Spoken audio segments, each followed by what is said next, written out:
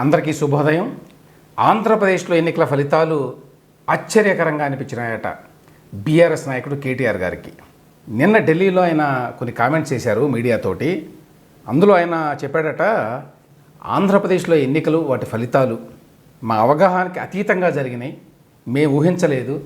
జగన్మోహన్ రెడ్డి గారు పేదలకు చాలా సంక్షేమ పథకాలు చేశాడు, కాబట్టి ప్రజలంతా కూడా ఆయన వైపే మొగ్గు చూపుతున్నారు అని భావించాం. మాకు వచ్చిన రిపోర్ట్లు కూడా అట్లానే ఉన్నాయి. అందుకనే అప్పట్లో మేము జగన్మోహన్ రెడ్డి గారే గెలుస్తాడు అని కూడా చెప్పాం అని చెప్పి ఒక వివరణ ఇచ్చాడు. జగన్మోహన్ రెడ్డే భారీ ఎత్తున గెలవబోతున్నాడు అని చెప్పి ఆంధ్రప్రదేశ్లో ప్రజలు ఎవరు అనుకోలేదు. లేదు, అబ్జర్వర్స్ కూడా ఏమాత్రం రాజకీయ పరిజ్ఞానం ఉన్న వాళ్ళు కూడా అనుకోలేదు. జగన్మోహన్ రెడ్డి గారికి పెద్ద ఎత్తున ఛాలెంజెస్ ఉన్నాయి, ఆయన పట్ల తీవ్రమైన వ్యతిరేకత ఉంది. అయితే ఆ వ్యతిరేకత ఓట్ల రూపంలో ప్రతిఫలిస్తుందా లేదా అనే అనుమానాలు మాత్రమే ఉండేవి అప్పుడు. అంతేకాని జగన్మోహన్ రెడ్డి గారికి ఎటువంటి వ్యతిరేకత లేదు, అసలు యాంటీ ఇన్కంబెన్సీ అనేదే లేదు ప్రజల్లో అని కేటీఆర్ గారు అనుకున్నారు అంటే ఆయన ఏ లోకంలో ఉన్నాడు, ఎంత భ్రమల్లో ఉన్నాడు అనే విషయం అర్థమవుతుంది.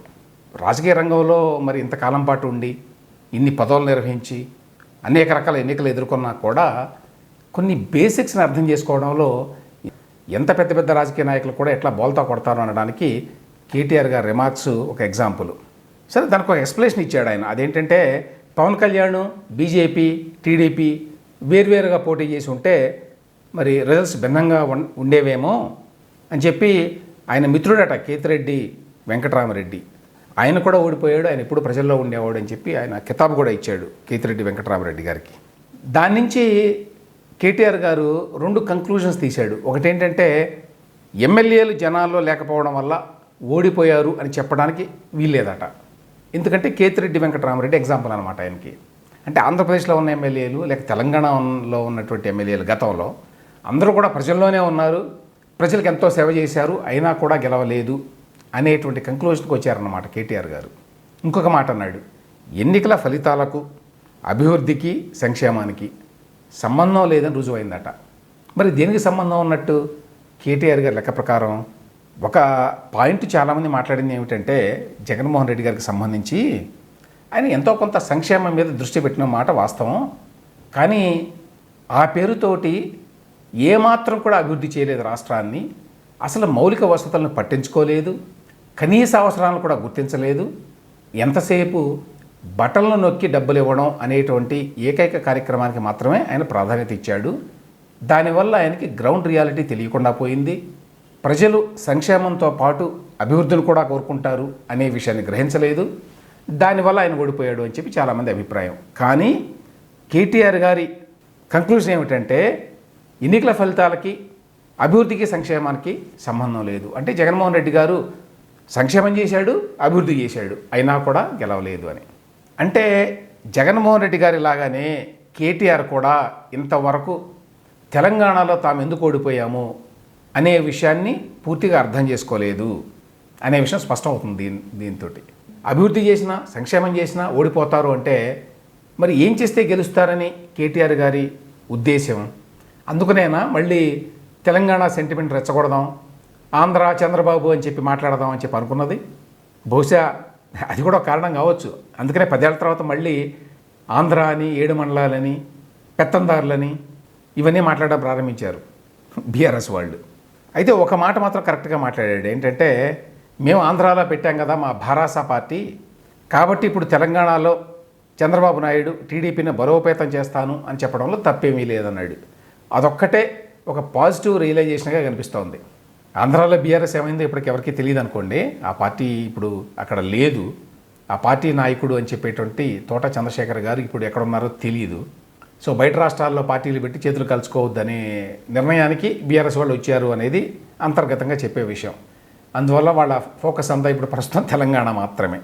అది పక్కన పెడితే సంక్షేమం, అభివృద్ధి అని చెప్పి కేటీఆర్ మాట్లాడిన మాటల్ని ప్రస్తావించినప్పుడు మరొక విషయాన్ని గురించి మాట్లాడుకోవాలి. అదేంటంటే జగన్మోహన్ రెడ్డి గారు పెద్ద ఎత్తున సంక్షేమం చేశాడు అనేటువంటి అభిప్రాయాన్ని కేటీఆర్ కూడా వ్యక్తం చేస్తున్నాడు.